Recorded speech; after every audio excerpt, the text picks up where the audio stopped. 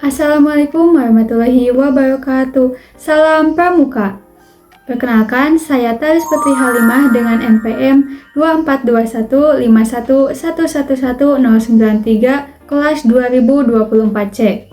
Di sini, saya akan membahas soal UTS Kepramukaan yang terdiri dari 5 soal.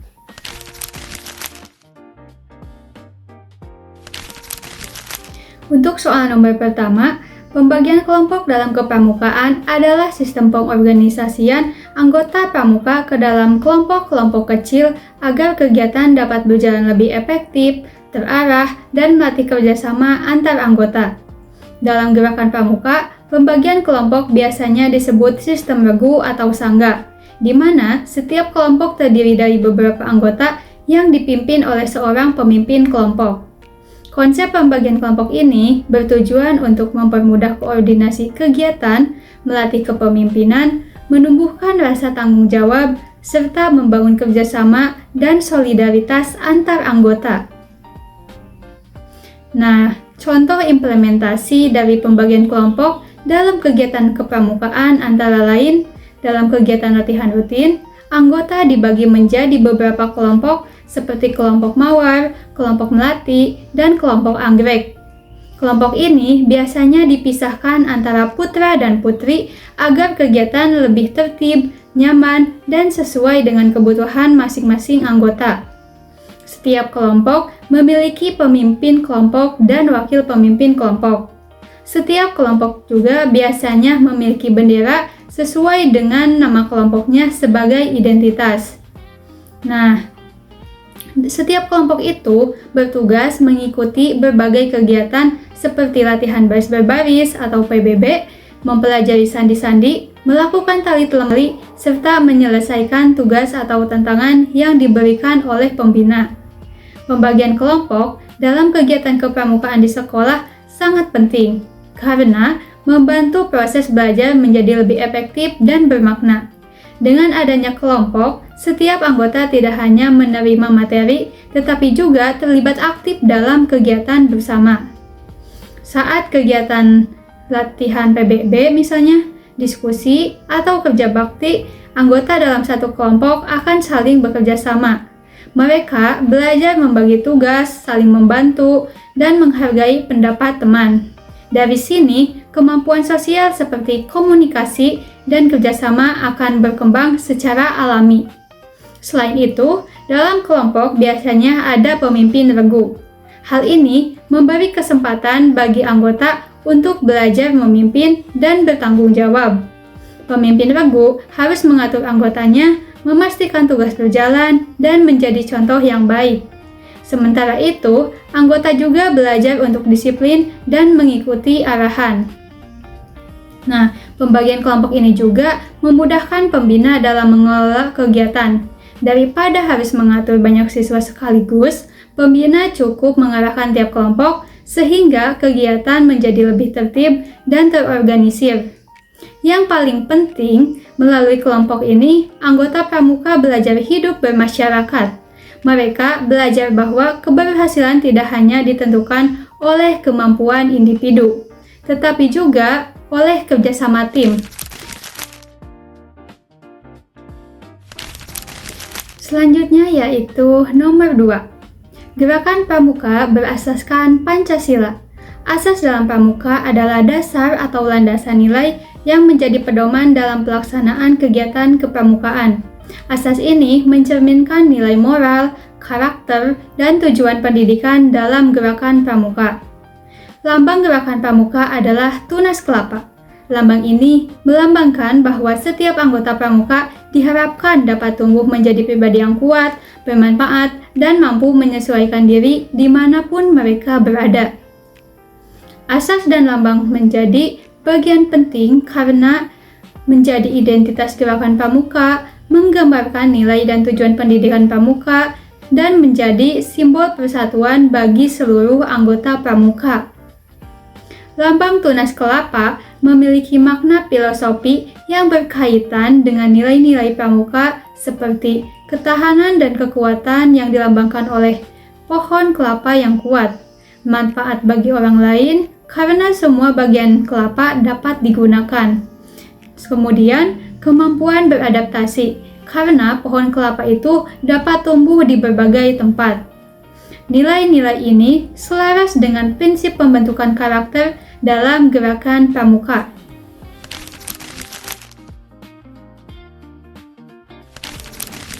Selanjutnya, nomor 3.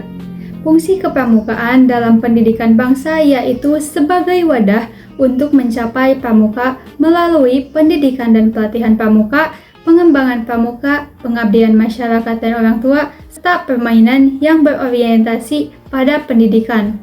Sedangkan peranan dari gerakan pramuka yaitu membentuk setiap pramuka agar memiliki kepribadian yang beriman, bertakwa, berakhlak mulia, berjiwa patriotik, taat hukum, disiplin, menjunjung tinggi nilai-nilai luhur bangsa, dan memiliki kecakapan hidup sebagai kader bangsa dan memiliki kecakapan hidup sebagai kader bangsa dalam menjaga dan membangun Negara Kesatuan Republik Indonesia, mengamalkan Pancasila, serta melestarikan lingkungan hidup.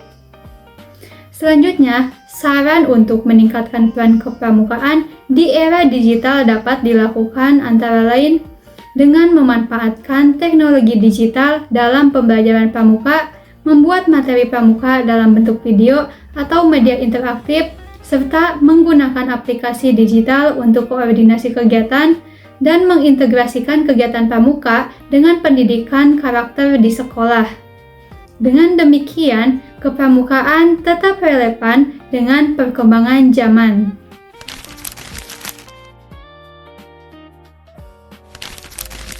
Selanjutnya yaitu nomor 4.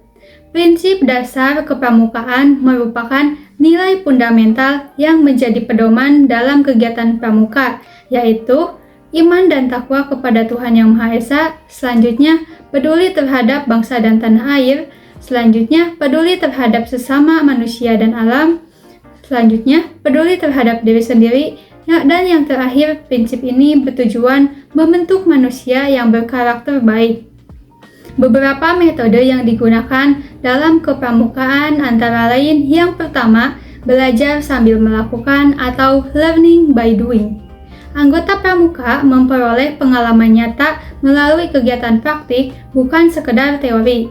Misalnya, mereka belajar tentang pertolongan pertama bukan hanya dengan mendengar penjelasan, melainkan langsung mempraktikannya dalam simulasi atau kegiatan di lapangan.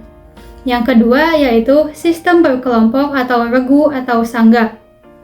Anggota pramuka dibagi ke dalam kelompok-kelompok kecil yang disebut regu untuk tingkat penggalang dan sangga untuk tingkat penegak.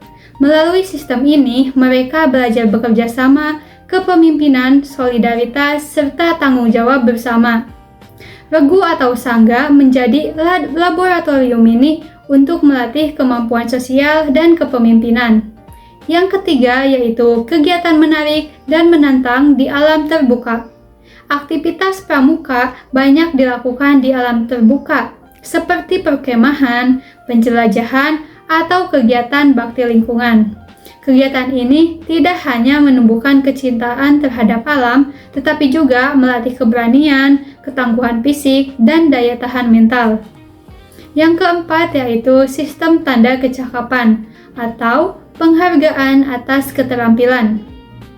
Anggota pramuka diberi kesempatan untuk mengembangkan keterampilan tertentu melalui sistem tanda kecakapan.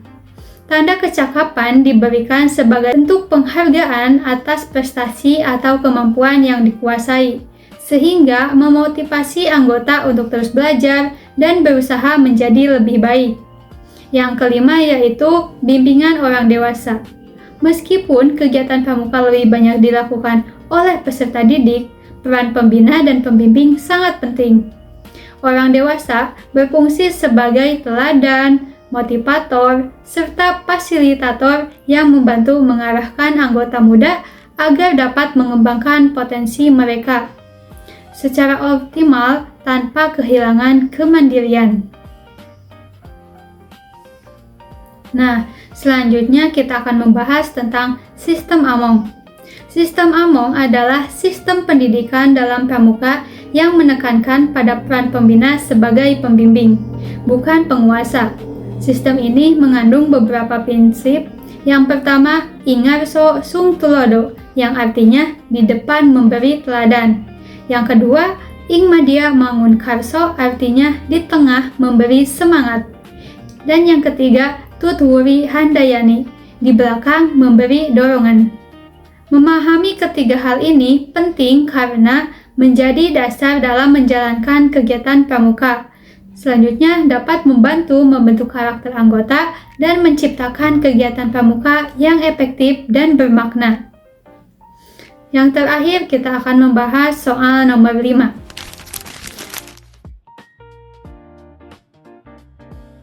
Untuk soal nomor 5 yaitu mengenai organisasi Gerakan Pramuka. Gerakan Pramuka adalah organisasi pendidikan non-formal yang bertujuan membentuk generasi muda yang berkarakter, disiplin, dan bertanggung jawab. Struktur organisasi Gerakan Pramuka di Indonesia terdiri dari yang pertama, Kuartir Nasional atau Kuarnas, yaitu di tingkat nasional. Selanjutnya, Kuartir Daerah atau disingkat Kuarda, yaitu pada tingkat provinsi. Selanjutnya, Kuartir Cabang atau Kuarcab, yaitu tingkat kabupaten atau kota. Selanjutnya, Kuartir Ranting atau yang disingkat Kuaran, yaitu pada tingkat kecamatan. Dan yang terakhir ada gugus depan atau biasa disebut gudep, itu tingkat sekolah atau satuan pendidikan. Selanjutnya kita akan membahas tentang ADART. ADART adalah singkatan dari Anggaran Dasar dan Anggaran Rumah Tangga, yaitu dokumen yang berisi aturan dasar yang mengatur organisasi gerakan pramuka.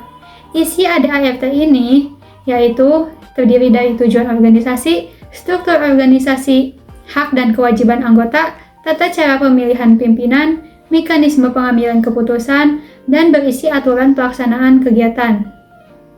Nah, ADART ini memberikan pedoman yang jelas bagi anggota dalam menjalankan kegiatan organisasi sehingga tercipta ketertiban organisasi, kedisiplinan anggota, serta keselarasan dalam pelaksanaan kegiatan.